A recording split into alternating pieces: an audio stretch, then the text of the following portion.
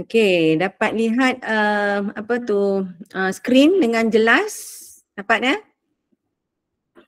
Okey, Waalaikumsalam. Okey. Safura, Huzaifah, okey, Syafiq. Dapat. Okey, terima kasih. Right, pada malam ini kita akan melihat untuk ini adalah malam ni SPM kan? Untuk kelas SPM ya. Alright, so topik malam ini dalam bab 3 iaitu sistem dan aplikasi bahasa. Okey, kita akan melihat kepada membina ayat tanya. Okey, membina ayat tanya. Okey, ini form 4 ke form 5? Boleh saya tanya? Takut tersilap. Okey. Oh, okey. Bukan yang ini. Alright. Ini tingkatan 5 ke tingkatan 4? Boleh saya tahu? Takut saya tersalah masuk form 5. Okey, bagus. Form 5. Okey, betul lah. Malam ini kita berada pada grup yang betul lah. Okey, so untuk membina ayat tanya, okey, saya bagi contoh soalan di sini ya. Alright. Kita tengok dulu pada nota tata bahasa di sini.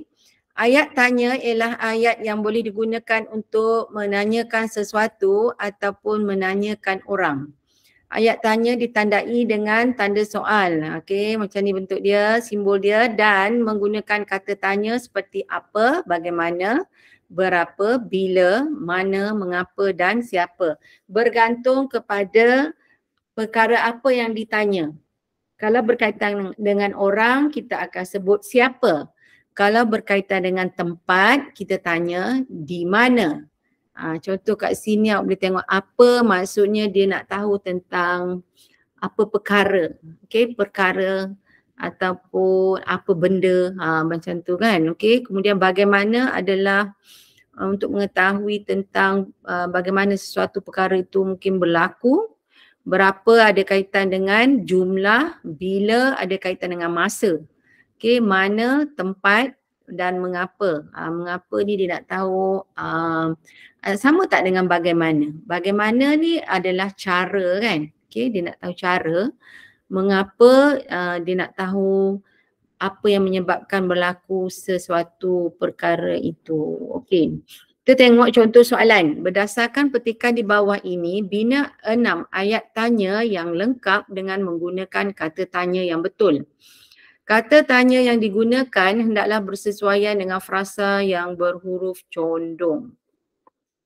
6 ayat tanya. Okey, kalau awak tengok di sini, aktiviti gotong royong biasanya dijalankan di kawasan kediaman sama ada di bandar ataupun di kampung. Okey, awak tengok ayat ni, tengok dia bagi condong, okey, dia condongkan perkataan kawasan kediaman.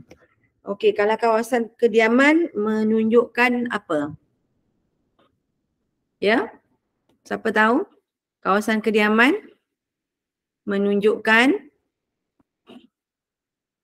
ya, boleh jawab guna mic ataupun anda boleh jawab guna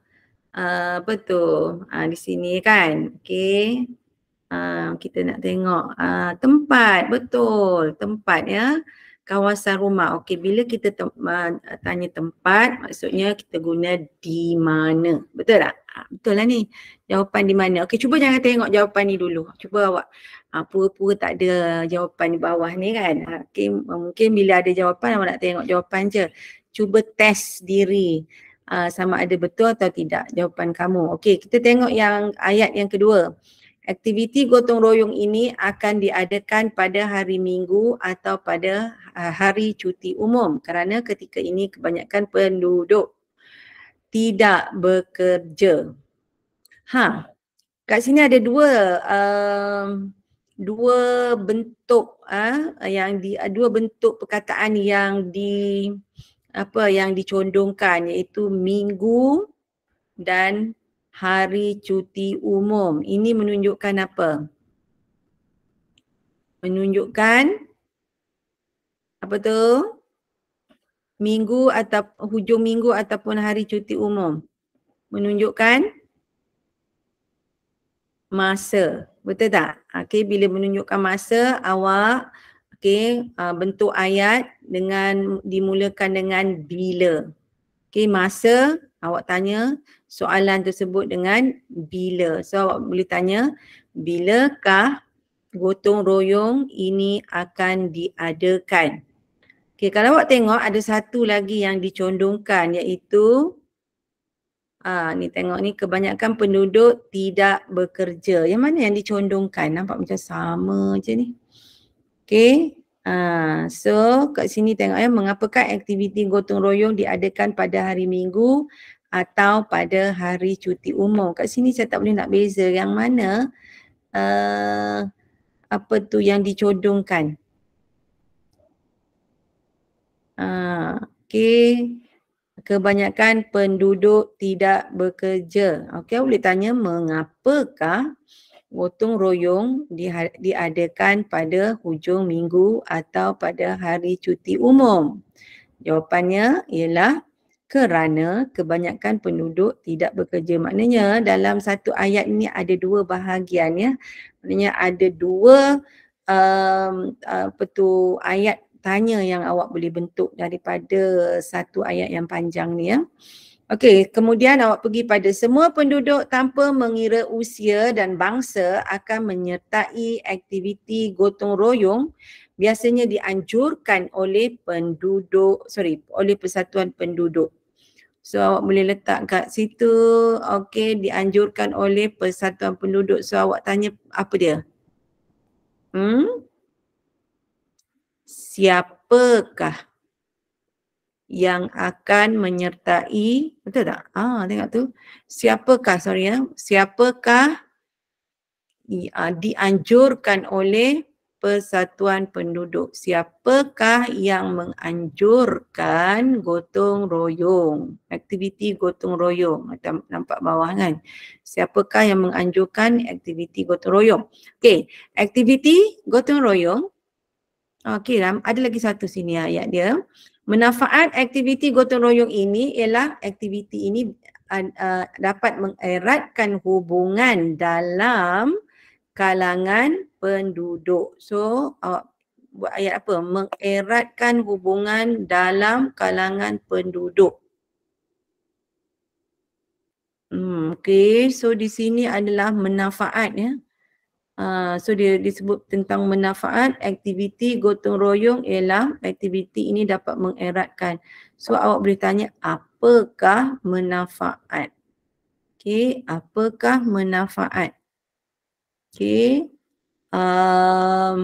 Aktiviti gotong royong ini dan seterusnya ialah aktiviti gotong royong ini dapat mengeratkan hubungan masyarakat kerana semasa aktiviti ini diadakan mereka dapat beramah mesra dan berkongsi pelbagai cerita. So ayat apa yang awak di sini awak tengok di sini bagaimanakah aktiviti gotong royong ini dapat mengeratkan hubungan masyarakat. Ia dapat mengeratkan hubungan masyarakat dengan cara mereka dapat beramah mesra dan berkongsi pelbagai cerita. Okey, itu jawapan dia kan. So maknanya kalau awak tengok ayat ini merupakan jawapan kepada soalan yang awak nak bentuk. Cuma awak tengok apakah dia ayat yang dia condongkan. Dia berkisar pada yang itulah. Right? Okey, seterusnya. Okey, boleh faham semua? Rasanya mudah kot bagi awak kan untuk ini ayat yang keberapa ni? Okey. Okey, yang ini ya. Sorry, tadi nak masuk pada page yang lain. Okey, tips menjawab soalan. Okey, di sini dia bagi tips. Okey, kenal pasti unsur subjek dan predikat. Okey, untuk yang menukarkan ayat aktif kepada ayat pasif, right? So, ayat aktif, dia ada, awak kena kenal pasti apa subjek dan apa predikat dia. Biasanya subjek adalah di permulaan ayat. Predikat menerangkan tentang subjek. Betul? Okey, sekiranya anda menukarkan apa tu yang kita dah bincangkan pada minggu lepas, apa tu? Ayat aktif dia ada perkataan meng macam tu ya. So bila tukar ayat pasif kepada aktif dia akan menganjurkan, contoh ya, menganjurkan akan jadi dianjurkan, diterbalikkan. Dia ada guna perkataan di ya. Okey, baca arahan soalan dengan teliti untuk memahami kehendak. Okey, jika arahan soalan menghendaki anda menukarkan ayat aktif kepada ayat pasif kepada ayat aktif, ayat biasa kepada ayat songsang ataupun ayat tanya biasa kepada ayat tanya songsang, baca ayat tersebut untuk memahami maksudnya dan mengetahui binaan atau struktur ayat berkenaan. Maksudnya awak kena baca ayat tu secara keseluruhan dahulu Okey, baca keseluruhan dahulu dan tengok binaan ataupun struktur ayat tersebut. Ini mungkin ada kaitan dengan yang kita dah belajar pada minggu lepas ya. Okey, ini secara tip untuk menjawab soalan. Untuk menjawab soalan menukar ayat biasa atau ayat songsang, anda perlu mengetahui ciri-ciri ayat biasa dan ayat songsang dalam bahasa Melayu. Okey. Dan juga di sini ada tulis tentang menukarkan ayat dialog kepada dalam bentuk laporan biasa. Dia minta anda baca petikan dengan teliti dan fahami maksud keseluruhan. Baru awak boleh buat dalam bentuk laporan biasa dan bentuk ayat biasa ya.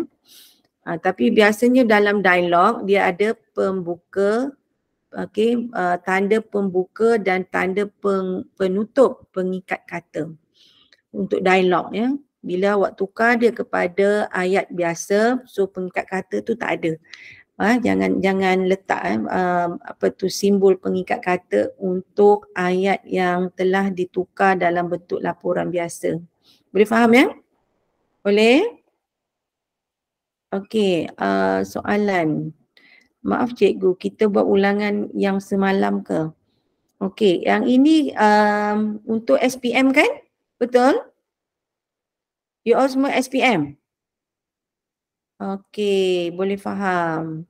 Okey, semalam awak dah belajar ini semua ke?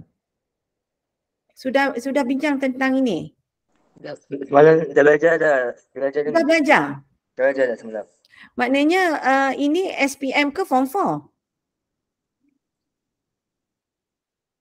Sepatutnya awak SPM ke Form 4? SPM. Sepatutnya SPM kan? So maknanya yang semalam tu saya guna link SPM ke? Ya, cikgu. Oh, Ya, macam mana? Sebab semalam dah belajar dah yang ni. Oh, dah belajar. Okey. Kalau dah belajar maknanya kita pergi ke yang lain Alright. Saya hold sekejap ya. Saya check balik.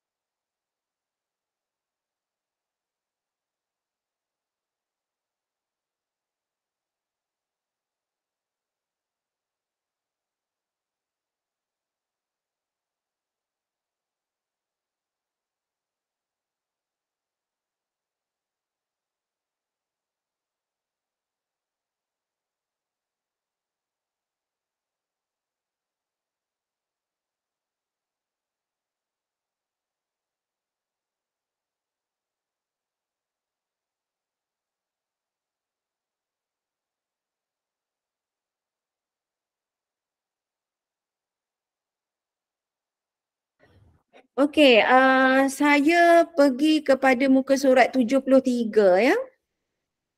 Contoh soalan SPM dan jawapan sintaksis. Okey, contoh ya. Kita ambil contoh lagi. Contoh yang pertama, baca petikan di bawah dengan telitinya, tukarkan ayat bersusunan biasa yang bergaris kepada ayat bersusunan songsang tanpa mengubah maksudnya. Cuba jangan tengok kat bawah kan. Ini contoh jawapan. Okey, permainan tradisional merupakan khazanah bangsa yang amat berharga. Okey, apa dia subjek? Okey, dia tulis kat situ kan. Subjek adalah yang mula-mula tu perkara yang difokuskan ialah permainan tradisional. Ini adalah subjek. Nampak di sini kan? Subjek permainan tradisional.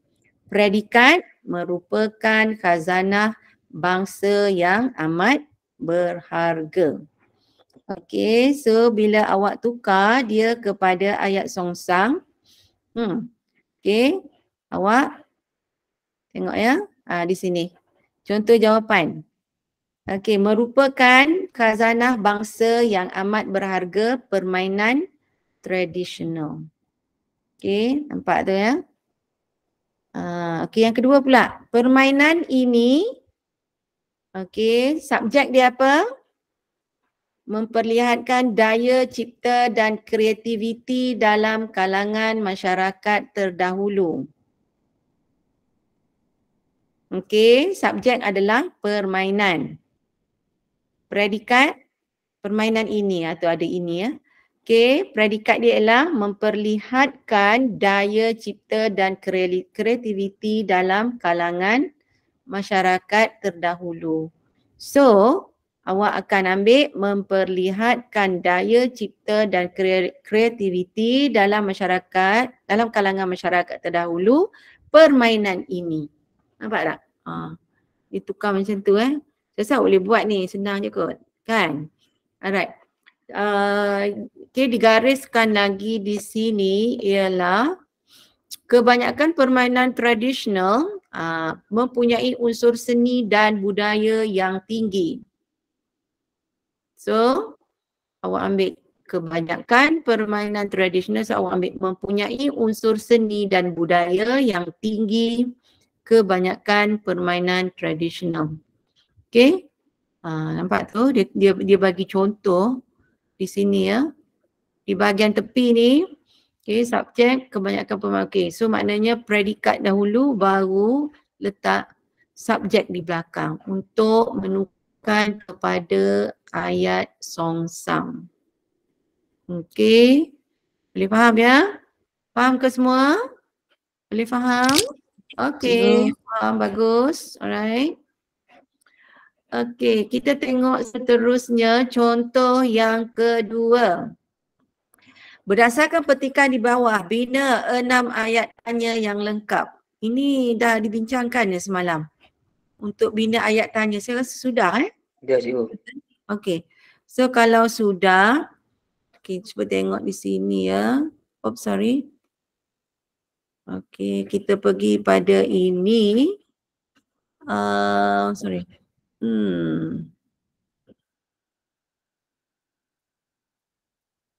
Okey, saya harap awak nampak dengan jelas yang ini. Okey, soalan seterusnya. Berdasarkan petikan di bawah, kenal pasti dan tulis subjek dan predikat yang lengkap bagi 3 ayat yang anda pilih seperti yang berikut. Okey, dia dah gariskan di sini ya. Mana subjek, mana predikat. Okey, so kena asingkan subjek apa, predikat apa. Okey, katalah awak pilih yang inilah. Okay, sektor pertanian adalah subjek turut menyediakan peluang, peluang pekerjaan kepada penduduk negara kita.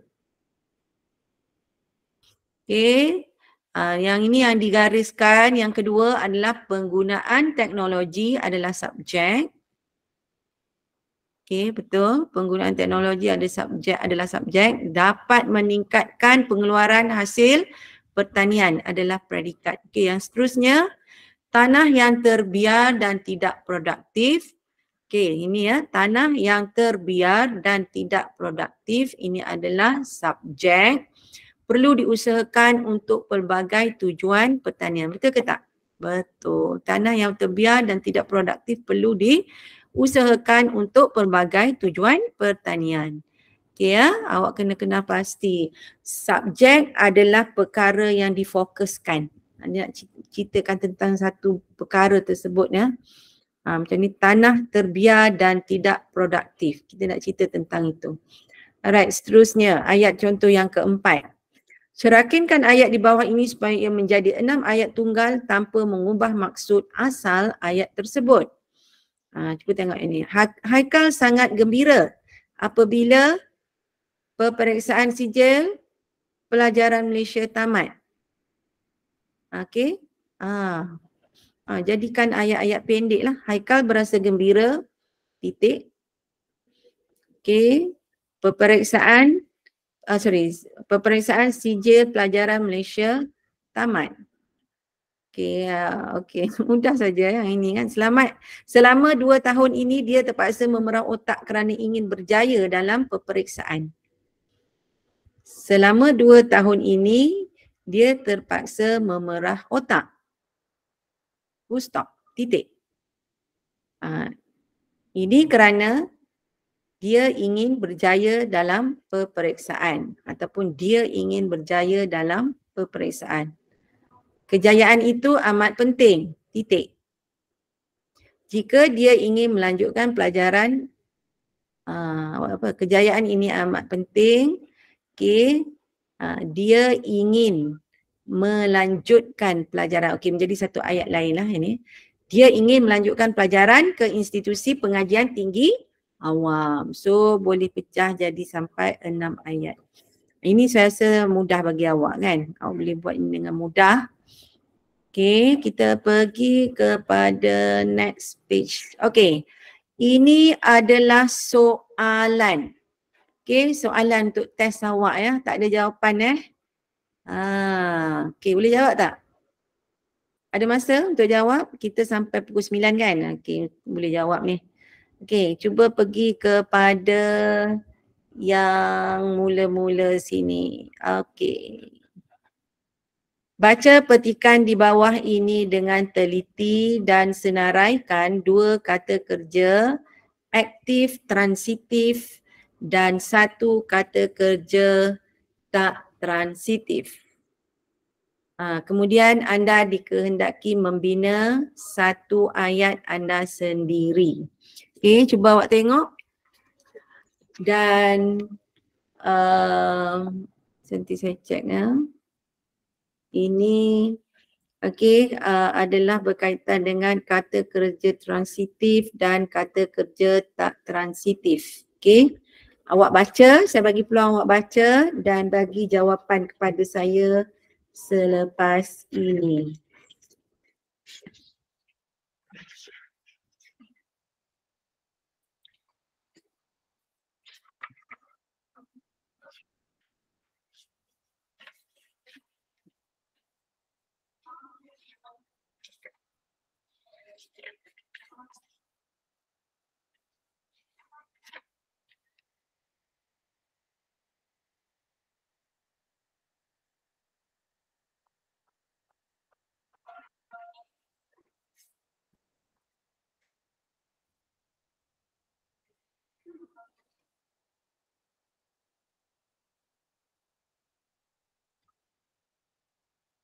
Okey, dapat?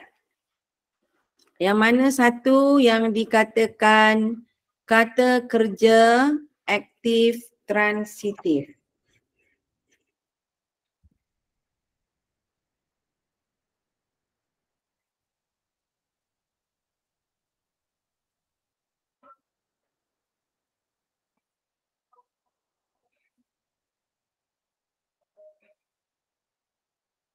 Siapa boleh jawab? Kata kerja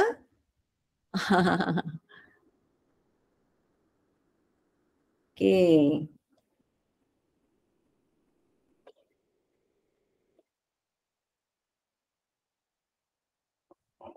Okey, apa jawapan kamu?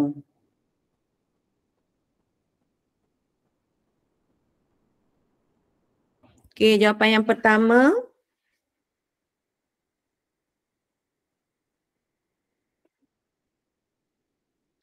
Okey, ada yang jawab ya.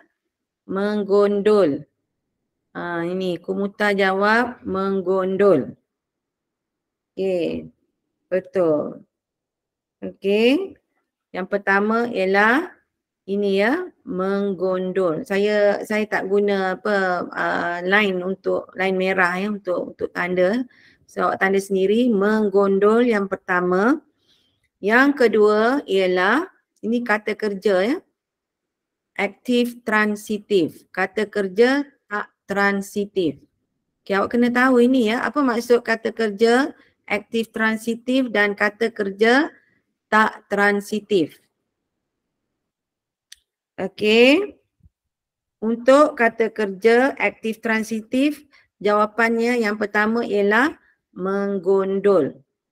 Yang kedua ialah yang mana tu?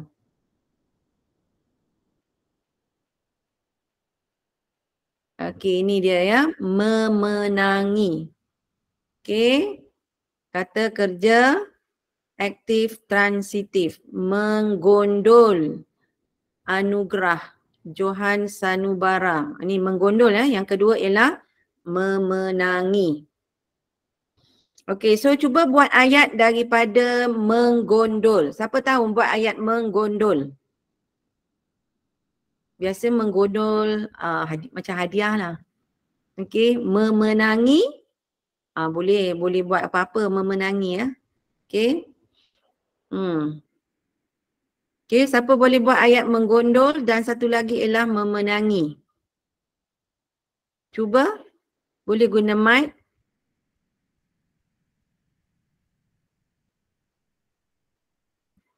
Siapa nak cuba? Semua senyap? Ramai ni, ada 16 orang ni. Okey, ada lebih kurang 14 orang pelajar tidak termasuk saya. Okey. Siapa nak cuba buat ayat daripada perkataan menggondol? Okey, yang kedua ialah memenangi. Dia bunyi macam lebih kurang, tapi memenangi tu lebih kepada aktiviti ya, menggondol lebih kepada hadiah. Alright, ataupun sini dia tulis sini anugerah. So boleh tak awak buat ayat? Dalam SPM, exam SPM kena terus buat ayat tau. Okey. Saya tak tahu apa maksud menggondol. Okey, menggondol tu dia macam memenangi juga di situ ya. Ataupun awak boleh kata menggondol tempat pertama pun boleh. Menggondol. Cikgu memenangi anugerah guru terbaik. Okey, memenangi anugerah, memenangi hadiah, memenangi kedudukan boleh juga, yang tertinggi contohlah kan ayat dia kan. Alright. Pada we anting, okey, cikgu saya tak tahu apa maksud menggondol. Menggondol ni maknanya awak dapat sesuatu. Okey, biasanya menggondol ni contoh menggondol hadiah, menggondol anugerah. Dia nak kata lebih kurang juga dengan memenangi, tetapi dia menggondol ni macam you menang ya, you menang. Menggondol tu maksudnya you menang. Ni pun memenangi pun lebih kurang jugalah maksud dia. Okey. Apakah yang dimaksudkan? Okey, kita tengok yang kedua ya. Yang kedua, kata kerja tak transitif. Apakah dia kata kerja tak transitif?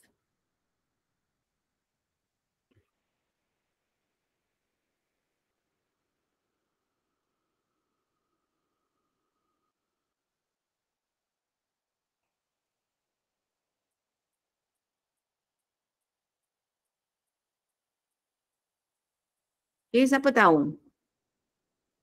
Kata kerja tak transitif.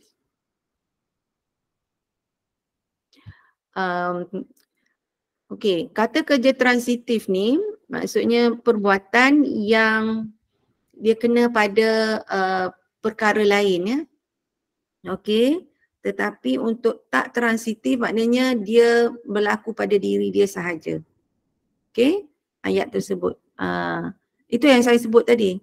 Transitif maksudnya kata kerja suatu perbuatan yang terkena pada benda lain. Tapi kalau kata kerja tak transitif maksudnya kena pada diri dia sahaja. Okey, perbuatan tersebut. Okey. Saya bela tak faham apa itu transitif. Okey, saya rasa kata kerja tak transitif dengan tak transitif ni, saya rasa form 1 pun ada bincang, betul tak?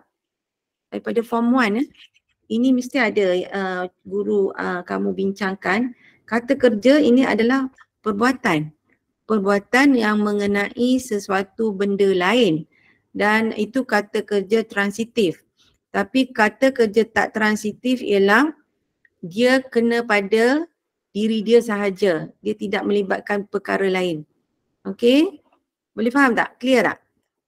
Nanti kita tengok untuk penerangan untuk itu semula ya, untuk kata kerja transitif dan tak transitif. Okey. Untuk ayat ini apa ni? Dah lari dah kita punya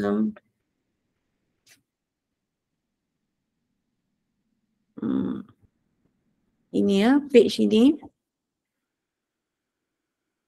Okey, untuk kata kerja tak transitif ialah jawapannya ialah ini ya, berlangsung.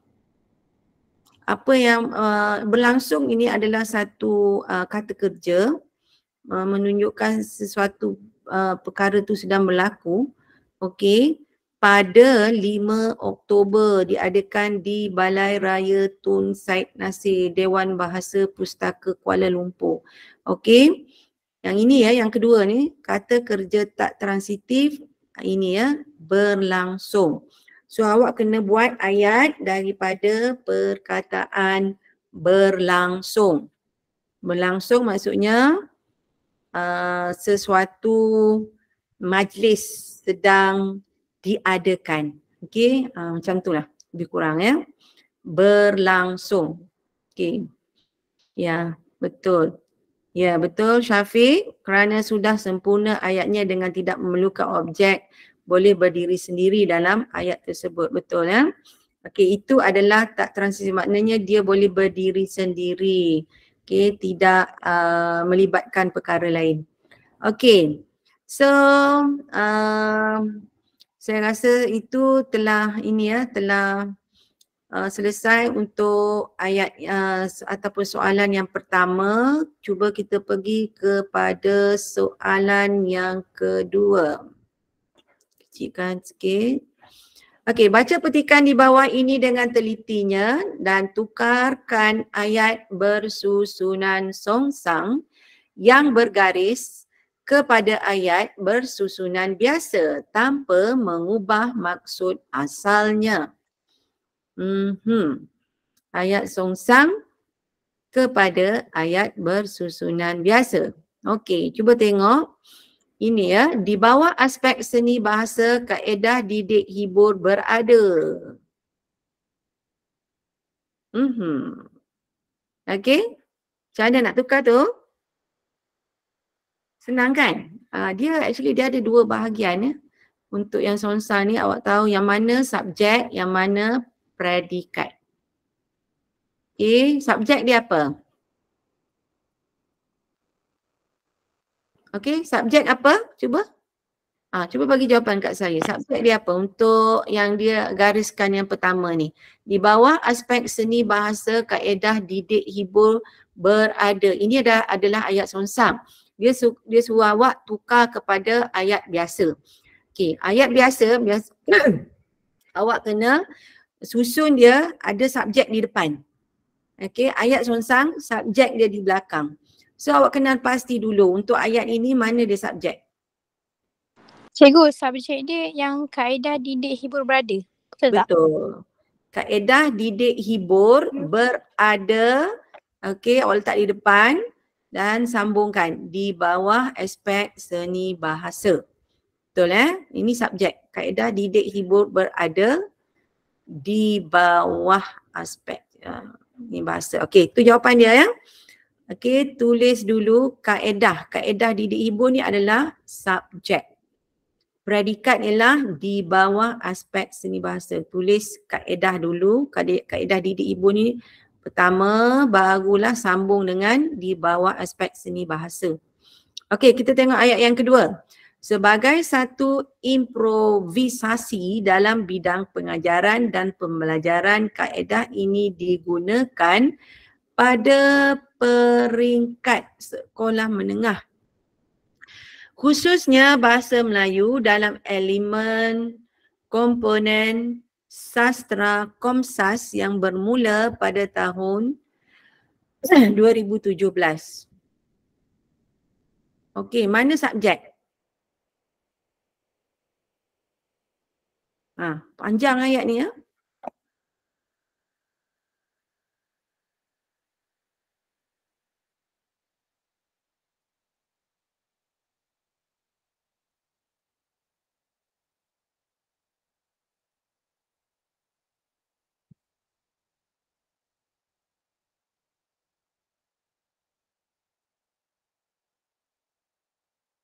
Subjek dia kalau start pada kursusnya boleh cikgu? Awak nak start pada kursus? Ke sekolah menengah? Saya rasa kursusnya ikut. Okey. Lepas tu baru predikat dia sebagai satu. Ya, kalau awak tengok ya, sebagai satu improvisasi ni, dia mesti duduk kat belakang. Ya, sebagai satu improvisasi ni mesti duduk kat belakang kan. So awak kena kenal pasti apakah dia subjek yang diperkatakan. Mana subjeknya? Sebagai satu improvisasi dalam bidang pengajaran dan pembelajaran, kaedah ini digunakan dalam peringkat sekolah menengah. Cuba cari mana dia punya subjek dia.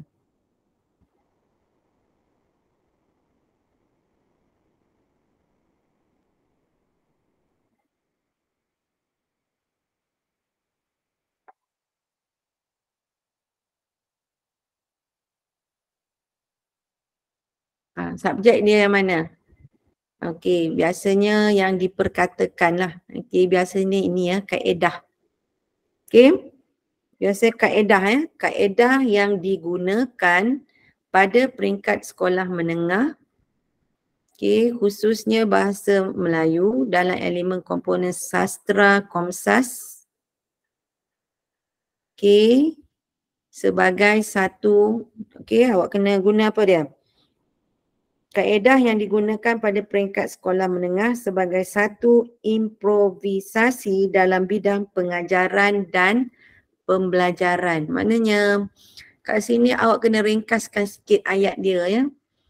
Kaedah ini digunakan pada peringkat sekolah menengah. Okey.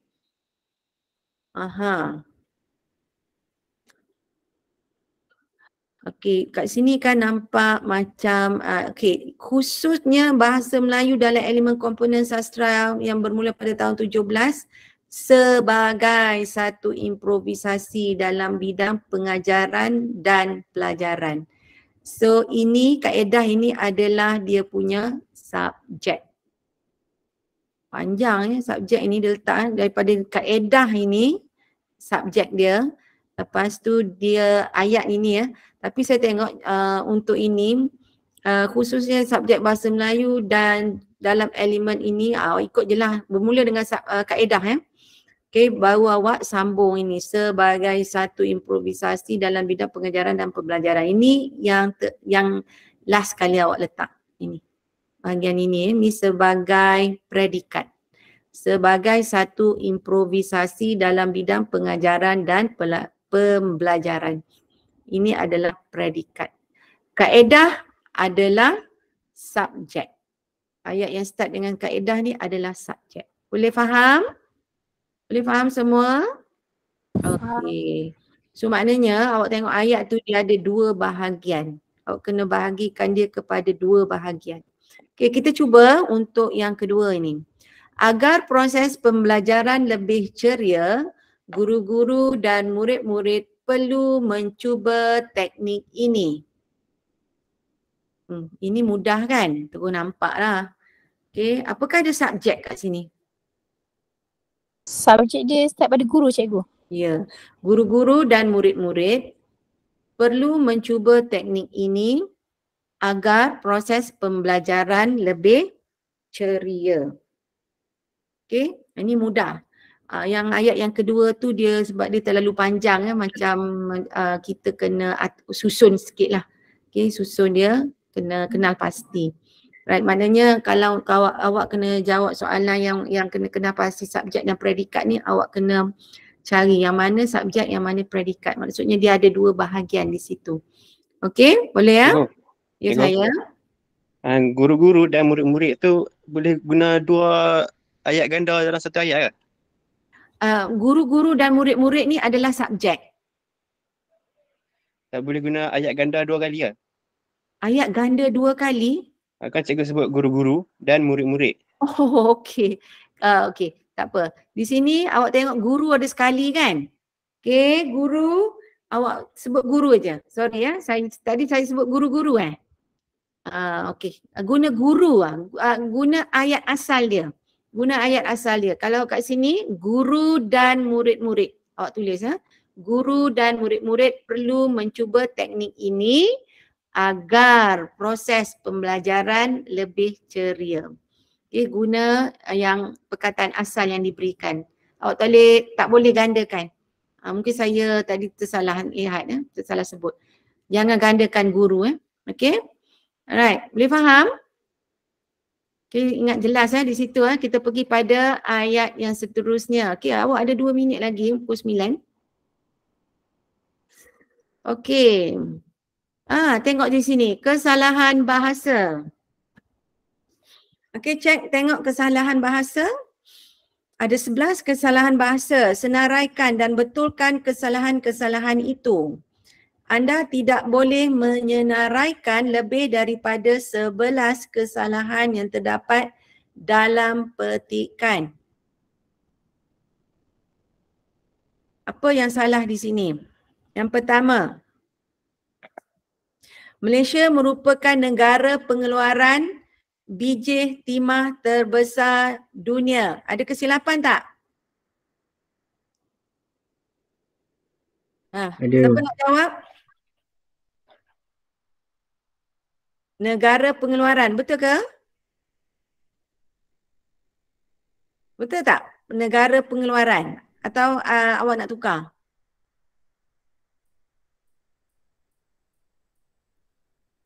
Betul, Adlina. Okay, Adlina. Betul ya, pengeluaran tukar kepada pengeluar. Yang salah ialah pengeluaran. Awak kena tulis macam dalam bentuk table macam tu kan? Bentuk kotak tu. Okay, kesalahan pengeluaran. Awak tulis pembetulan pengeluar. Okay, so seterusnya. Okay, perusahaan biji timah memain peranan penting dalam kemajuan keuangan negara. Okay, apa dia? Memain. Itu salah, sepatutnya apa? Memainkan, betul. Okay, memainkan. Alright, seterusnya. Biji timah di negara kita telah dilombong sejak berapa tahun yang lalu.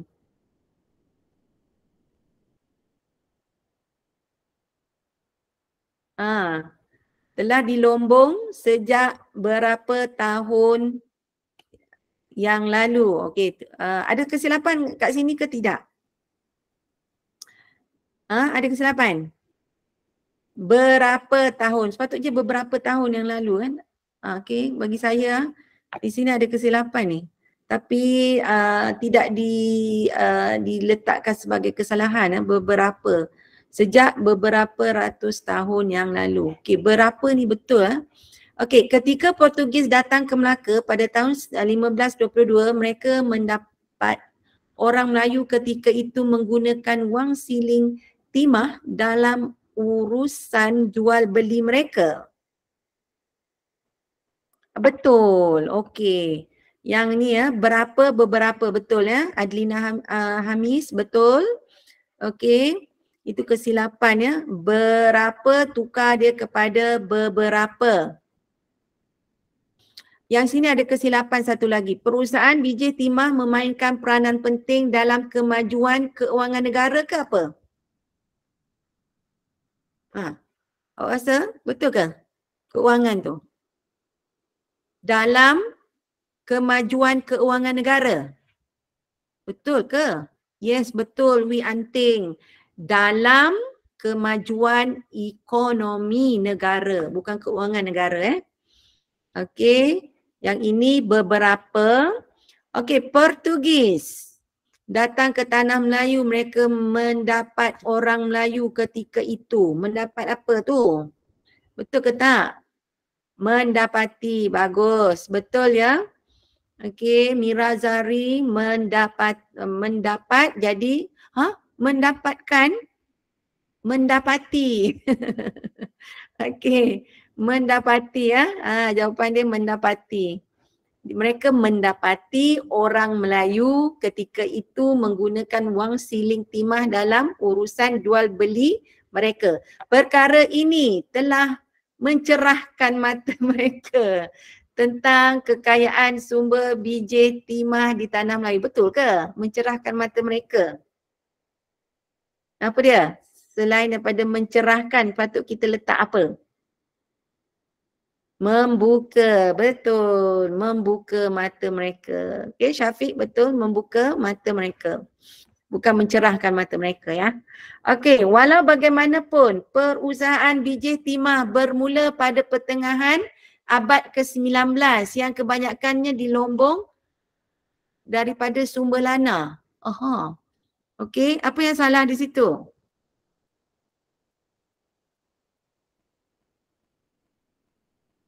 Walau bagaimanapun perusahaan biji timah bermula pada pertengahan kurun ke-19. Okey, ada kesilapan tak?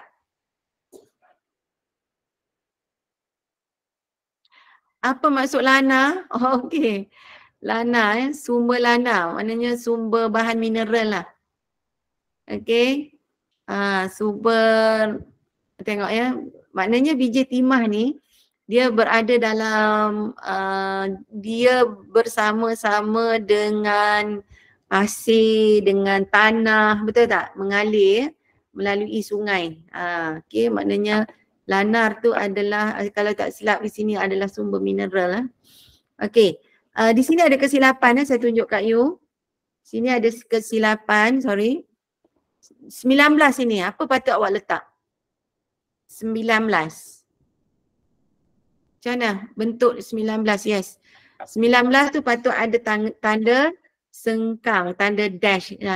Ke dengan 19 tu ada tanda dash di situ. Okey, betul. Ya, Wi Anting, Kumuta, Adrina semua betul. Okey, lagi? Yang kebanyakannya di Lombong daripada sumber lanar. Ada kesilapan tak di situ?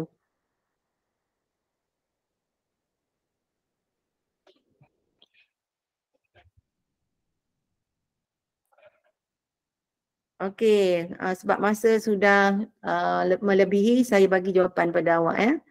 Di Lombong dari sumber lanar, bukan daripada sumber lanar ya. Dari sumber lanar. Potong daripada tu salah. Okey. Dan juga yang akhirnya ialah lumpur tanah yang dihanyutkan oleh sungai atau laut. Sepatutnya apa? Lumpur tanah ke awak sebut? Sepatutnya apa? Adakah lumpur tanah?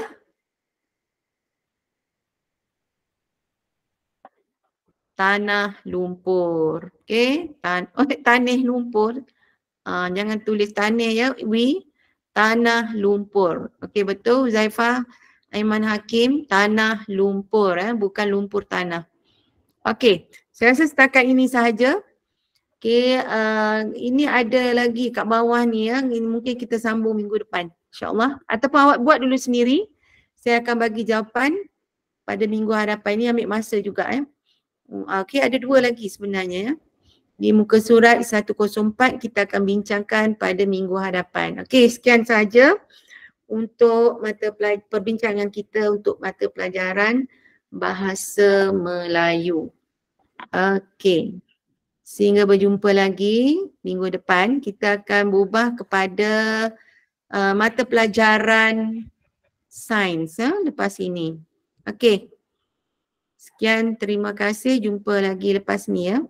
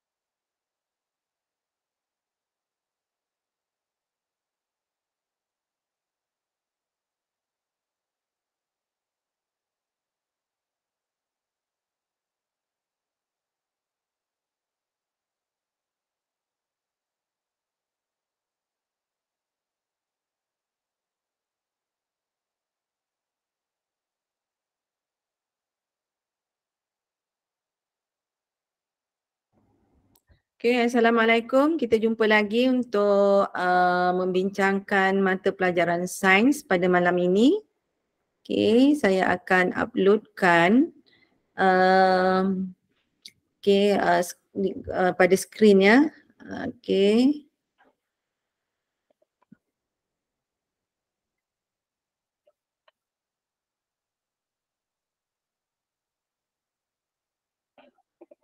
Okey, pada minggu lepas kita ada membincangkan tentang eksperimen pertumbuhan bakteria menggunakan piring Petri kan? Betul tak? Ada yang menggunakan jari tangan yang tidak dibasuh, menggunakan jari tangan yang dibasuh dengan air biasa, menggunakan jari tangan yang dibasuh dengan sabun dan air.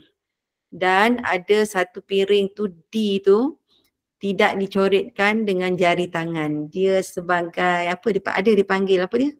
Sebagai ada perkataan yang saya lupa dah. Okey. Okey, kita tengok di sini pemerhatian. Apa yang berlaku di sini awak boleh lihat. Okey. Untuk piring Petri A dicoret oleh tangan yang tidak dibasuh, bakteria paling banyak ya, sebab kotor kan tangan tu. Banyaklah bakteria berkumpul pada kawasan tangan tersebut. Okey, dicoret dengan tangan yang dibasuh dengan air sahaja, masih ada bakteria. Okey, sekiranya dibasuh dengan sabun dan juga air, okey, di sini akan mengeluarkan banyak bakteria ya, menghapuskan bakteria daripada kawasan tangan. Awak basuh tangan tu dengan sabun ataupun air akan menghapuskan bakteria. Alright, dan awak akan mendapati bahawa sedikit sahaja bakteria, koloni bakteria pada piring Petri dan tidak dicoret dengan jari tangan, paling sedikit. Okay. Ada juga mungkin ini boleh jadi disebabkan oleh angin ke udara kan, masih ada bakteria yang mungkin dibawa oleh angin. Okey, perbincangan. Okey, agar-agar nutrien dan piring Petri disterilkan untuk membunuh bakteria. Untuk 2A, piring Petri ditutup dan dilekapkan dengan pita selofon untuk memerangkatkan bakteria dalam piring Petri. Piring Petri berkenaan terbalik dengan untuk mencegah air daripada terkondensasi, daripada jatuh ke atas permukaan agar-agar yang akan mempengaruhi pertumbuhan bakteria pada permukaan agar tersebut. Piring Petri disimpan dalam almari yang gelap untuk mengelakkan cahaya, terutama cahaya matahari yang akan merencatkan pertumbuhan bakteria. Mungkin bakteria ni dia tak boleh kena haba, tak boleh panas. Okey, piring Petri A mempunyai bilangan koloni bakteria yang paling banyak. Agar-agar nutrien dicoret oleh jari tangan yang tidak dibasuh mempunyai bilangan Petri yang banyak. Okey, ini semua awak tahu kan? Okey, kita tengok pada kesimpulannya. Kita lihat pada kesimpulan.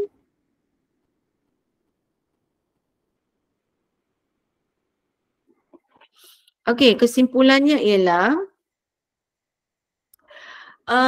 hipotesis diterima apabila tahap kebersihan jari tangan yang menyapu permukaan agar-agar nutrien steril ditambah, pertumbuhan bakteria pada permukaan agar-agar itu akan berkurang. Tahap kebersihan tu maksudnya awak basuh dengan sabun. Okey.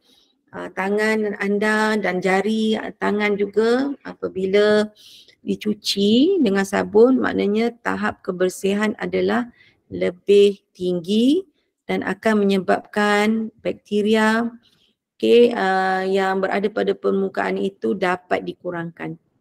Okey, so awak lihat di sini faktor yang mempengaruhi pertumbuhan mikroorganisma. Jadual 1.1 menunjukkan faktor-faktor mempengaruhi pertumbuhan mikroorganisma dan penerangan untuk setiap satu. Okey, faktor yang pertama ialah nutrien. Nutrien itu maksudnya makanan dia lah. Kadar pertumbuhan mikroorganisma meningkat dengan kehadiran nutrien yang cukup dan faktor-faktor lain yang sesuai. Contoh macam algae kan, alga. Okey, dia atau alga tu dia ada membuat makanan dia sendiri melalui klorofil yang telah ada dalam dia punya dalam dia punya struktur binaan dia tu, dan bila dia mendapat cahaya matahari, dia akan melakukan fotosintesis dan fotosintesis itu akan membentuk dalam tenaga makanan membentuk makanan dan akan dibawa ke seluruh bahagian mikroorganisma tersebut. Okey, kadar pertumbuhan mikroorganisma terencat dengan kehadiran nutrien yang cukup tetapi faktor lain yang terhad. Okey, maknanya faktor nutrien ni salah satu lah. Salah satu Okey, salah satu faktor yang boleh membantu pertumbuhan nutrien. Tapi contoh kan kalau ada nutrien tetapi dia punya persekitaran dia nak persekitaran yang lembap kan. Contoh kalau ada nutrien tapi tak ada persekitaran dia macam panas ke, pun tidak memungkinkan mikroorganisma itu boleh membiak. Okey, kelembapan. Persekitaran yang lembap sesuai untuk pertumbuhan dan pembiakan organisma. Jadi awak tahu mikroorganisma ni protozoa, alga, benda-benda macam ni kan, ulat kan, lebih suka pada persekitaran yang lembap. Persekitaran yang kering menyebabkan mikroorganisma kurang aktif dan merencatkan pertumbuhannya. Okey. Ada juga mikroorganisma yang suka pada cahaya. Mikroorganisma mempunyai klorofil suka pada cahaya lah sebab dia boleh buat fotosintesis. Okey. Mikroorganisma seperti bakteria dan kulat bertumbuh dengan lebih baik dan cepat dalam keadaan gelap. Okey, dia tidak memerlukan cahaya.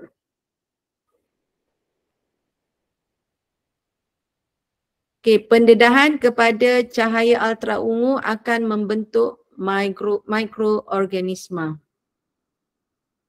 Okey, pendedahan pada cahaya ultra ungu akan membunuh mikroorganisma. Maknanya mikroorganisma ni dia tak boleh kena cahaya ungu cahaya ultra ungu. Okey, seterusnya kita lihat pula kepada faktor suhu. Suhu terlalu tinggi, panas akan menyebabkan bakteria bukan bakteria, mikroorganisma mati. Betul tak? Kalau suhu terlalu tinggi. Dia ada suhu yang sesuai untuk dia. Kalau sejuk sangat pun dia mati juga. Dia tak boleh hidup. So maknanya suhu antara 35 darjah Celsius hingga 40 darjah Celsius adalah suhu optimum bagi pertumbuhan mikroorganisma. Okey, suhu yang paling optimum, yang terbaik Suhu terbaik ialah antara 35 darjah Celsius hingga 40 darjah Celsius. Suhu terlalu rendah, mungkin negatif, bawah pada negatif 0 kan, dia tak boleh, dia terencat juga. Terlalu tinggi, terlalu panas juga dia akan terencat.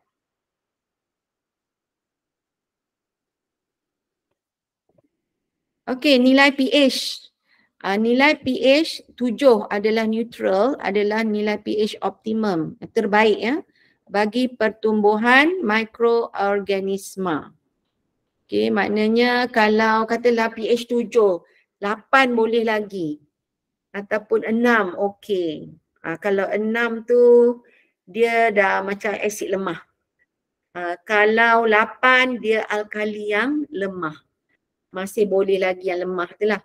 Tapi yang terbaik ialah pH 7.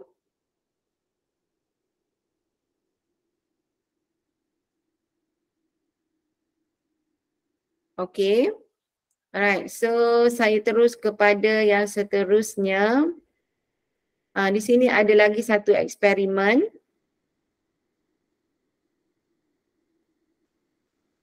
Okey, saya hold sekejap saya berhenti sekejap. Okey.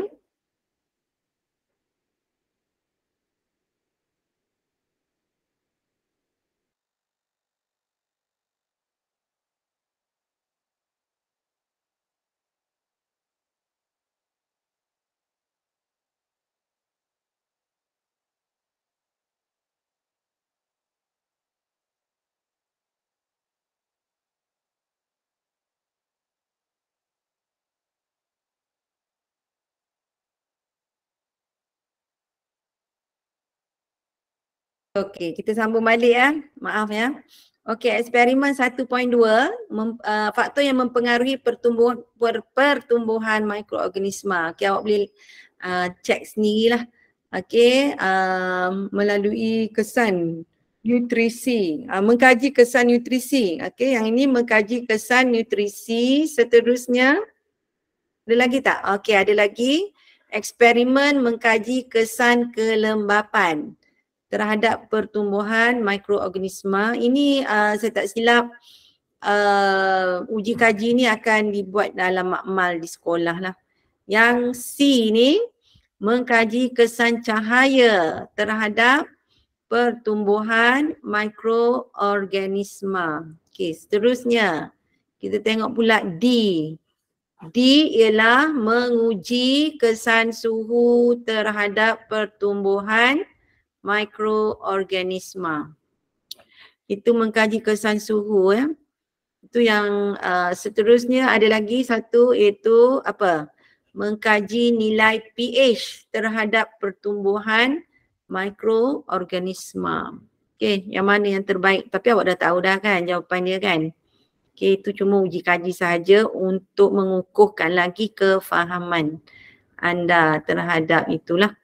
Okey, jadi awak boleh tengok dekat bahagian pemerhatian, perbincangan dan kesimpulan. Macam yang ini, pemerhatian untuk nilai pH 7, nilai pH 5 berasid dan nilai pH yang 9 ni alkali dia lebih pekat. So 7 yang terbaik, banyak koloni, 5 berasid, sedikit koloni dan 9 juga berakali pekat ni juga koloninya akan jadi sedikit. Kesimpulan, hipotesis diterima nilai pH yang tinggi atau rendah merencatkan pertumbuhan Bacillus sp. Tu mungkin dia guna Bacillus sp untuk bahan uji kaji ya. Alright, so cuba kita menjawab soalan, boleh? Cuba jawab soalan. Okay, apa soalannya? Praktis 1.1. Okay, untuk tingkatan 5. Praktis 1.1. Siapa nak jawab? Mengapakah virus dikelaskan sebagai mikroorganisma?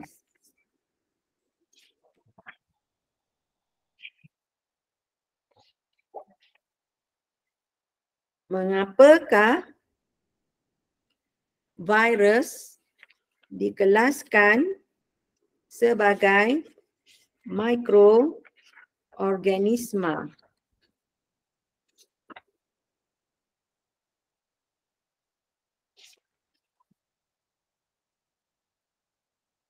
Apa jawapan? Ada jawab tak?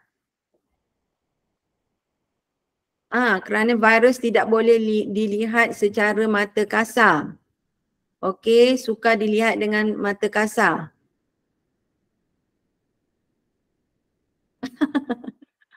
Okey, itulah. Saya semalam kita dekat form 4 bab 1, hari ini kita form 5 terus ke. Okey, itulah sebenarnya saya sendiri pun confused awak ni kumpulan daripada tingkatan 4 ataupun daripada tingkatan 5. Ni ada tanya kan? Syafiq ya? Syafiq tanya saya, semalam kita dekat form 4 bab 1. Hari ini kita form 5 terus ke? Itu yang saya pun confused juga ya Syafiq, sebab yang saya tahu semalam ialah saya mengajar, okey sekejap ya. Saya check jadual saya. Saya mengajar form 4 BM dan Sains untuk semalam. Saya check balik ya sekejap ya.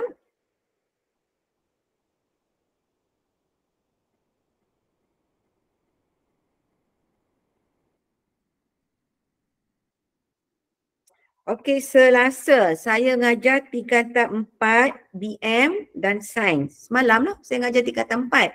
So hari ini saya mengajar tingkatan 5.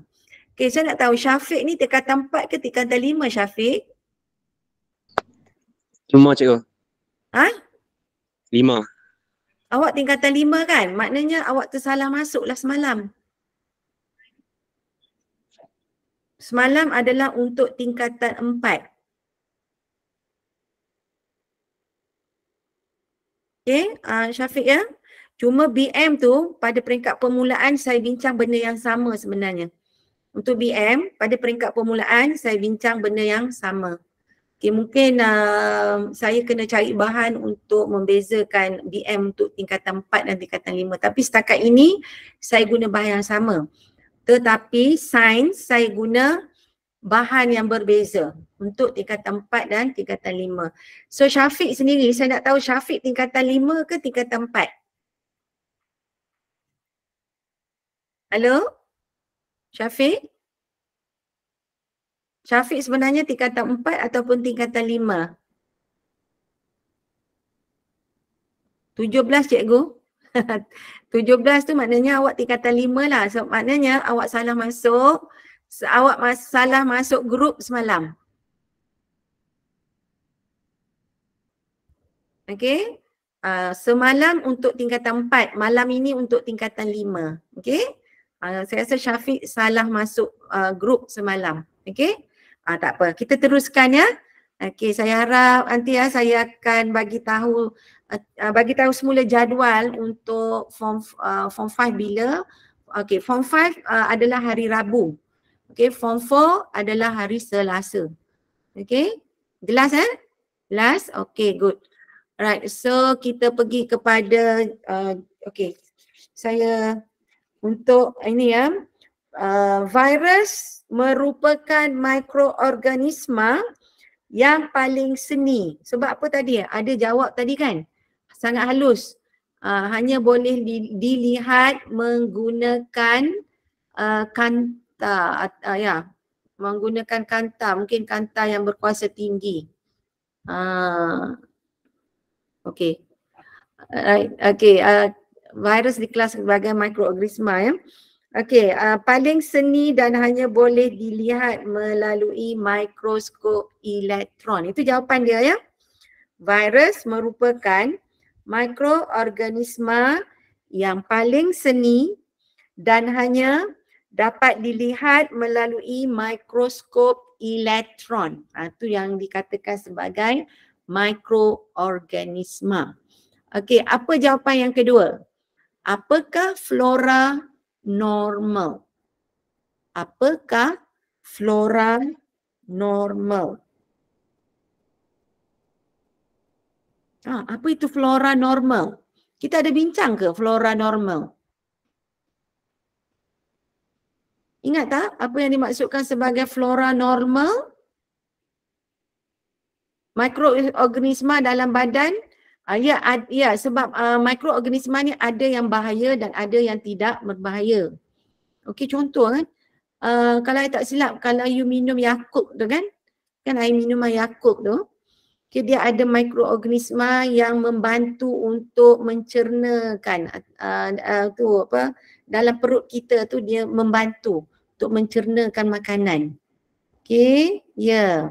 Maknanya mikroorganisma ni ada yang bahaya dan ada yang tidak berbahaya. Yang tinggal dalam badan kita tu ada yang membantu kita, ada yang tak membantulah. Okey, mikroorganisma ya. Okey, apakah flora normal? Siapa tahu jawapan ini untuk nombor 2? Apakah dia flora normal? Okey, saya bagi jawapan. Flora normal merupakan mikroorganisma yang ditemukan pada organisma dan tidak menyebabkan penyakit. Maksudnya dia tidak berbahaya. Betul lah? Okay, tengok jawapan pelajar semua. Saya tengok. Tidak menyebabkan sakit kepada haiwan dan manusia. Okay. Betul. Flora normal, organisma yang hidup dalam badan ataupun haiwan. Mikroorganisma dalam badan yang tidak berbahaya. Flora normal merupakan organisma yang ditemukan pada organisma. Oh, Safura. Okey. Disebut di sini ya, dia merupakan mikroorganisma yang ditemukan pada organisma dan tidak menyebabkan penyakit. Tambah sikitlah kat situ, tidak menyebabkan penyakit.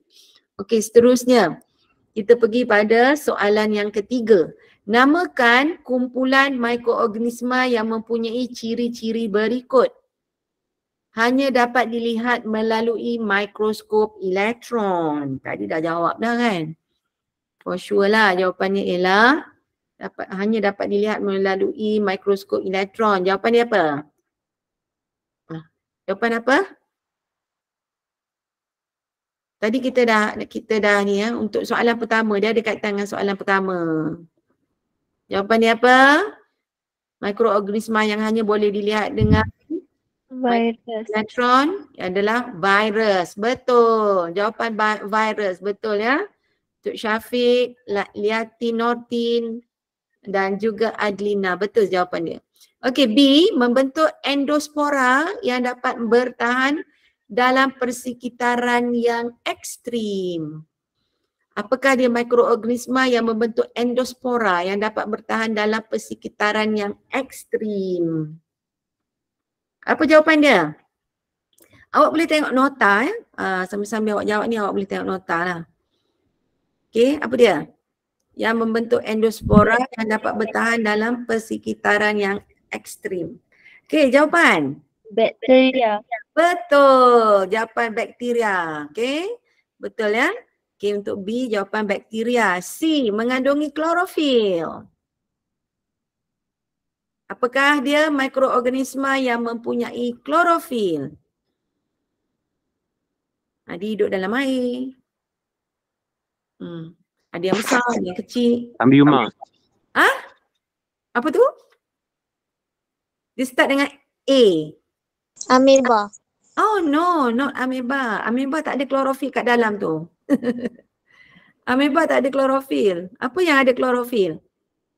Dia macam tumbuh-tumbuhan. Ya? Apa dia? Ya, betul. Ramai jawab sini ya. Alga. Okey. Bukan agak-agak alga ataupun dalam bahasa Inggeris algae. Alright, nombor 4. Berapakah nilai pH yang optimum bagi pertumbuhan kebanyakan mikroorganisma? Antara berapa? Kita tengok jawapan kamu. Antara tak ada jawab. Nak jawab terus pun boleh guna mic. Antara 35 darjah Celsius hingga berapa? 25. Okay, sorry. Bukan darjah Celsius. Okey, nilai pH. Okey, betul lah jawapan awak. 7 kan? Betul, 7. Liatin betul. 7 jawapan dia. Okey, nilai pH 7. Nombor 5. Rajah 1 menunjukkan sejenis mikroorganisma. Apa ni? Dia tunjuk gambar kan? Awak kena kenal pasti. Apakah dia? Gambar apa tu? Biasa yang pelik-pelik ni mesti benda yang macam buat kita sakit tu. COVID-19 tu. Apa tu?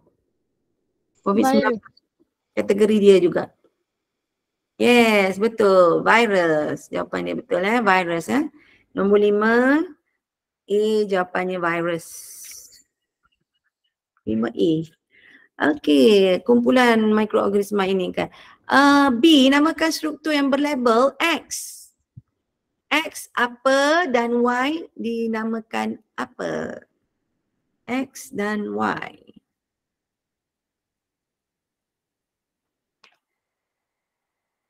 Okey, B1. B1 adalah X. Apakah X?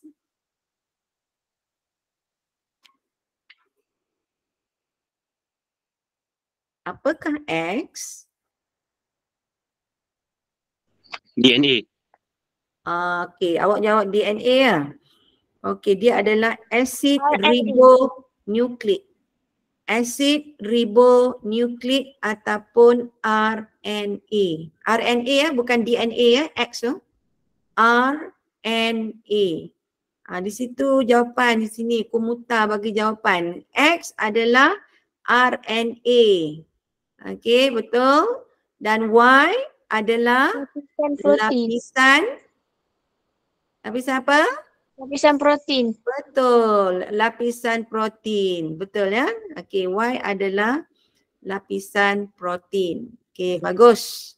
Mungkin kat sini awak boleh macam buat ulang kaji semula ya pada yang kita dah belajar pada minggu lepas. Okey. Seterusnya, sempat lagi ya? Okay, kita ada lebih kurang 10 minit lagi. Mikroorganisma yang berfaedah. Okey. Mikroorganisma yang berfaedah ya. Aplikasi mikroorganisma. Aplikasi maksudnya apa yang kita boleh gunakan. Okey, bagaimana kegunaan mikroorganisma yang berfaedah dalam kehidupan seharian. Okey, yang pertama dalam perindustrian, bidang perindustrian. Okey, kegunaan untuk barangan kulit. Okey, untuk barangan kulit ya. Di sini okey, untuk barangan kulit. Awak rasa macam mana ni? Dia buat kulit ni macam mana ni? Okey, proses. Mungkin nak proses kulit ya. Alright, kemudian untuk makanan. Okey, yeast. Yeast adalah dikatakan sebagai mikroorganisma, benda hidup sebab bila awak letak yeast dan dicampur dengan air, dia akan mengembangkan benda tu. Kenapa dia mengembangkan? Contoh tepung kan, betul tak? Awak letak yeast sebab awak nak masak kek kan. Okay, yeast yang bercampur air, bercampur dengan tepung, awak tinggal dia sekejap, tutup dia akan membesar saiz dia akan jadi besar. Sebab apa? Awak tahu tak sebab apa? Ya? Tak tahu. Okey.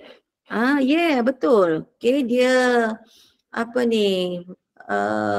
Dia mengembang okey, dan mengandungi udara kat dalam tu lah. Okey, seterusnya perindustrian minuman. Yogurt yogurt adalah awak guna ni bakteria yang selamat lah kan, yang boleh makan, yang halal. Lactobacillus bulgaricus dan juga Lactobacillus subtilis. Minuman yogurt dan juga minuman Yakult. Saya sebut tadi Yakult. Boleh dimakan. Okay, dia adalah mungkin di sini dia diambil untuk membantu untuk pencernaan, makanan dalam perut. Okey, seterusnya dalam pertanian, pencernaan haiwan. Ini ya, awak bagi bakteria ini untuk mencernakan makanan mungkin dalam perut lembu mungkin kat sini kan. Alright, pertanian juga adalah bakteria penitritan. Okey, bakteria penitritan. Apakah kaedah yang diperolehi daripada tindakan bakteria penitritan? Okey, cuba cek tengok apakah yang diperolehi daripada penitritan. Okey, yang ni dia guna Nitrobacter dan juga Nitrosomonas. Okey, dalam pertanian ya. Sebenarnya penitritan ni dia ada macam nitrate ya, nitrate. Nitrate apa? Tak macam garam. Okey, boleh. Nitrate biasanya garam, nitro. Dan juga di sini nitro, okey. Okay, kita tengok pula seterusnya kegunaan dalam bidang perubatan. Antibiotik, kita guna mikroorganisma yang dinamakan Penicillium chrysogenum. Guna penicillin. Apa guna penicillin? Penicillin biasanya antibiotik lah, digunakan untuk menyembuhkan, lah. Ada juga penicillin yang digunakan di atas kulit ya. Sapu, campur air, letak sapu kan, dia boleh meredakan luka. Ataupun antibiotik ni mungkin meredakan jenis-jenis penyakit yang tertentu. Okey, juga dalam perubatan mereka gunakan dalam ini ya, hormon insulin. Okey, insulin ni mengingatkan awak tentang apa kalau insulin? Insulin awak mengingatkan awak tentang apa? Masukkan insulin untuk mereka-mereka yang mempunyai penyakit apa? Penyakit Manis. Tak berapa dengar? Penyakit kencing manis. Yes, betul. Kencing manis, diabetes ya, kencing manis. Betul ya, Komuta. Dan juga yang jawab tadi, penyakit kencing manis ya, masukkan insulin ke dalam badan ya. Okey, itu untuk perubatan. Okay, seterusnya insulin adalah dalam bentuk hormon ya. Okey, dalam perubatan juga berbentuk vaksin. Vaksin adalah mereka gunakan mikroorganisma sama ada rotavirus, salmonella ataupun poliovirus. Vaksin ya, sebagai antivirus. Kan betul tak? Macam hari tu COVID-19 kan? COVID-19 disebabkan oleh virus, betul tak? Virus COVID tadilah. Dan mereka menggunakan antivirus. Antivirus tu dia masukkan vaksin lah. Okay, untuk meredakan penyakit tersebut. Okay. Right, seterusnya kita pergi kepada potensi kegunaan mikroorganisma dalam bioteknologi dan kelestarian alam sekitar. Okey. Perkembangan dan kemajuan dalam bioteknologi, terutama bioteknologi hijau, telah menjana dan menjayakan idea berpotensi dalam penggunaan mikroorganisma untuk menghasilkan ekoenzim melalui penapaian sisa pertanian dan merawat sisa kumbahan. Okey. Ekoenzim. Eko ni tentang alam sekitar lah, enzim, ekoenzim melalui penapaian sisa pertanian. Okay, apa dia sisa pertanian yang awak boleh fikirkan?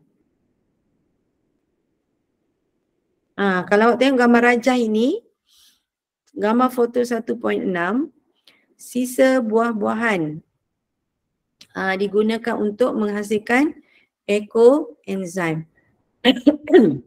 Sisa buah-buahan ataupun sisa daripada mungkin pokok kelapa sawit juga boleh digunakan. Digunakan sebagai sayur-sayuran, buah-buahan melalui diguna sistem ni dibagi contoh, ekoenzim merupakan hasil semula jadi daripada sisa pertanian seperti buah-buahan dan sayur-sayuran yang diolah melalui penapaian. Dan dia menghasilkan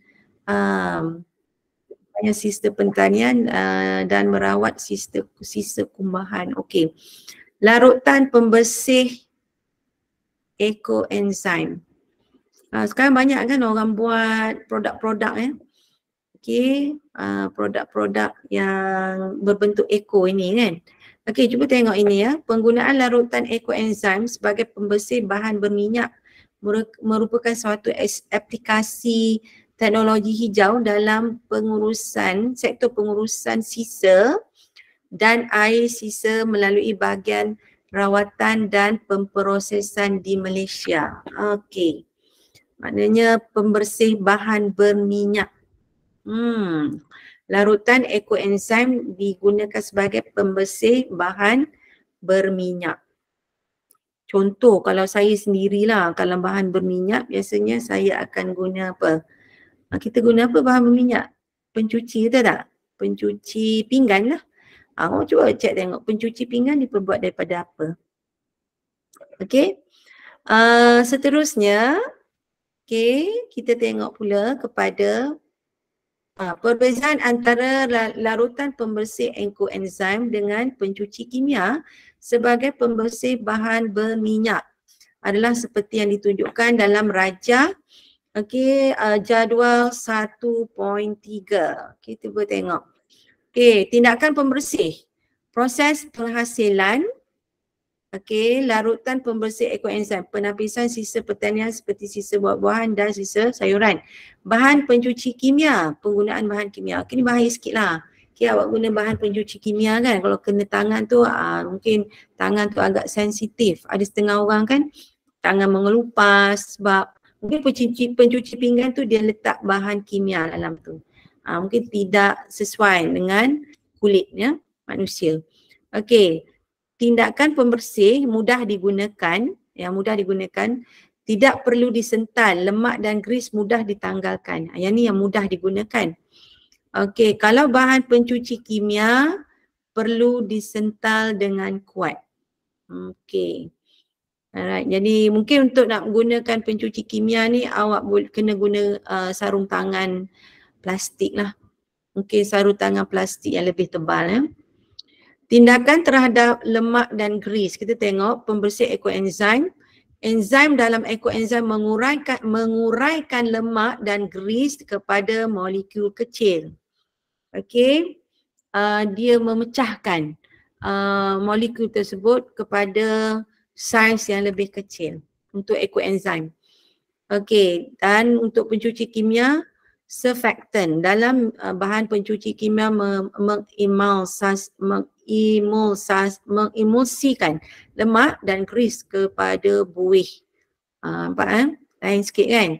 Yang ini dia akan jadi lebih kecil molekul. Okey, bila kena pencuci ekoenzim ataupun bahan sisa ekoenzim tadi kena pada lemak atau grease, dia akan jadi lebih lemak dia lebih larut. Lebih larut saya guna perkataan itu, lebih larut dan molekul itu akan jadi lebih kecil. Untuk ini dia akan menjadi berbentuk buih. Lain sikit bertindak balas dengan bahan kimia. Saliran tersumbat. Okey, molekul kecil yang terhasil tidak menyumbatkan saliran. Okey, tetapi untuk bahan pencuci kimia, buih yang terhasil boleh menyumbatkan saliran. Ini dia punya kelemahan lah. Pencuci kimia ni banyak kelemahan dia kan. Okey, jadi sebab tu mereka nak tukarkan daripada menggunakan bahan pencuci kimia kepada bahan pembersih ekoenzim dan lebih mudah diperolehi daripada bahan pertanian iaitu buah-buahan dan juga sayur-sayuran yang tidak dikehendaki. Okay. Alright, dari segi alam sekitar, pencuci pembersih enzim ini lebih mesra alam. Menggunakan bahan pencuci kimia mencemarkan alam sekitar. Kos untuk ekoenzim, pembersih ekoenzim lebih rendah berbanding dengan bahan pencuci kimia. Lebih tinggi kos dia. Dan akhir sekali untuk hari ini kita sudah pukul 9.45. Okey, boleh saya selesaikan yang ini ya. Penghasilan sisa, okey, penghasilan sisa adalah kurang untuk pembersih ekoenzim, tetapi untuk pencuci kimia dia akan meninggalkan sisa yang banyak. Kalau awak boleh tengok ini buih kan, betul tak? Buih membuatkan sistem saliran tersumbat, mencemarkan alam sekitar. Jadi sekarang ini untuk mengurangkan kos dan juga lebih mesra alam, ramai akan bertukar daripada pencuci kimia kepada pencuci yang menggunakan larutan pembersih ekoenzim. Boleh faham semua? Boleh ya? Okey, tengok Syafiq, bagus. Syafiq bagi definisi di sini ya. Surfactant, perkataan yang menggabungkan istilah ejen aktif permukaan. Surfactant. Okey. Dia adalah bahan kimia sebenarnya yang digunakan ya, bahan kimia untuk pencuci bahan kimia. Dan kos tinggi lah sebab awak nak kena beli bahan-bahan tersebut. Okay, untuk dicampurkan dan sebagainya. Right, so untuk sains tingkatan 5 ingat ya, malam hari Rabu malam adalah untuk tingkatan 5. Okay, Syafiq awak salah grup semalam. Okay, tingkatan 5 hari Rabu. Tingkatan 4 Selasa. Okay, kalau awak rasa awak tingkatan 5, datang hari Rabu. Okay, alright, setakat ini saja perbincangan kita untuk malam ini. Kita sambung minggu depan ya. Untuk serum bakteria. Okay, dia akan memperkenalkan anda tentang ini ya. Apa yang dimaksudkan dengan serum bakteria lactobacillus. Okay, untuk itu saya akhiri dengan ucapan terima kasih kepada pelajar-pelajar yang sangat bagus ya. Awak punya penyertaan dalam perbincangan kita pada malam ini. Okay, saya alu-alukan anda untuk hadir semula pada minggu hadapan untuk menceriakan lagi kelas kita. Okay, sekian, terima kasih saya ucapkan. Sehingga berjumpa lagi. Okay, salam sejahtera untuk semua. Okay, Assalamualaikum. Bye-bye. Jumpa lagi. Terima kasih semua. Thank you. Bye-bye. Okay. Terima kasih cikgu. Sama-sama. Cikgu.